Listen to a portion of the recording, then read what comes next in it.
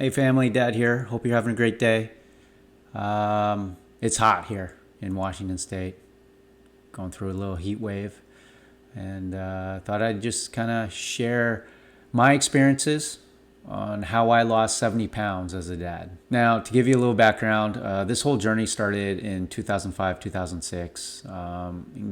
Give you a little context even before that. I graduated college in 99. I weighed around 180 pounds, and I was active, worked out, went to the gym, run, all that good stuff when I was in my high school and college years. Stayed around 180 pounds until I got married in 2002. And then fucking shit fell apart. Gained weight, lived a sedentary lifestyle, ate like shit, drank a lot of beer, didn't work out. Very lazy, very sedentary life. And when I separated from my ex-wife in 2005, I was 230 pounds.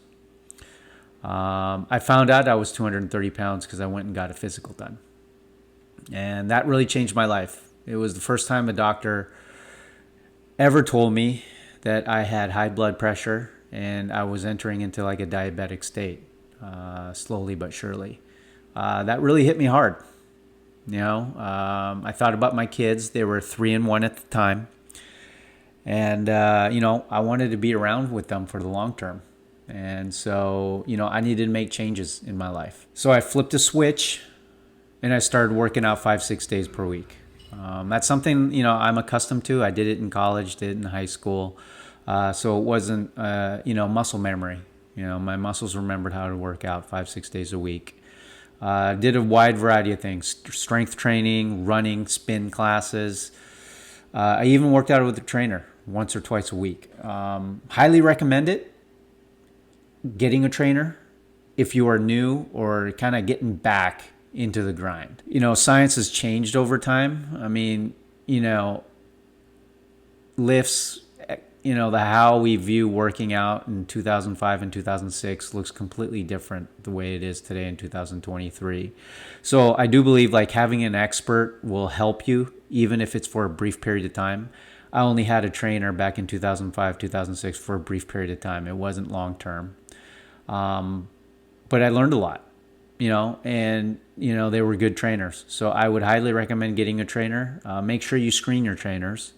Because there are some good ones and there are some bad ones. Now, if you haven't ever worked out before, or like I said, it's been a while, I would encourage you to get a physical or checkup and make sure you are able to break a sweat and breathe heavy without any health complications. We always want to make sure yourself comes first and making sure that you are healthy and ready to go for a workout. And so when I was working with the trainer, one of the best advices I got from them was to monitor my food intake. This was my absolute weakness, and I think it's for a lot of people, is food. Counting calories. At the time, the goal was no more than 2,000 calories per day. I was disciplined. I maintained, probably 90% of the time, 2,000 calories a day. But what I ate wasn't the best. I remember there were times when I had, McDonald's, but I would make sure that I would have like no more than 500-600 calories for that meal. I think there were like 2 cheeseburgers were like 500 calories or something like that. But it wasn't good stuff, right? I mean, there's a lot better foods that you could choose than, McDonald's 2 cheeseburgers. But at the time, I had younger kids and it was easy to feed them as well. So that's what I did. But if you're going to have cheat meals, make sure you get back on track fast. And that's what I did. I made sure, if I did have that McDonald's meal, that I would, right away get back and stay on track and, eat my fruits and vegetables and high quality proteins. Let's face it, nutrition is a huge part of the journey. I showed up, broke a sweat 4 to 6 times a week, but my weakness has always been nutrition, and still is today.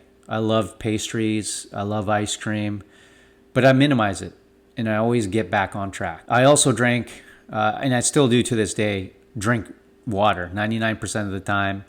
Back in the day, I used to have like 5 to 7 beers per week, during my journey. But, obviously you're going to have cheat days, cheat meals, but again, just get back on track quickly. And eventually, I got down to 160 pounds in 1 year. On average, that's about 6 pounds, almost 6 pounds per month.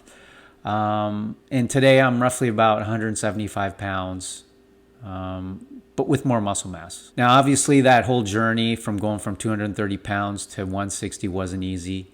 It took a lot of discipline. Of course, I had cheat days, not going to deny it, but I was always able to, once I got off track, I was able to get back on track quickly. And I drank water. That's all I did for the most part. I would say 90% of the time I drank water. I didn't drink soda, didn't drink juice, didn't drink any of that.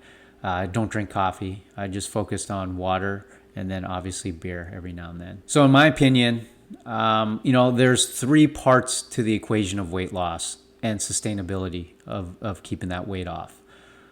There's discipline plus nutrition plus activity.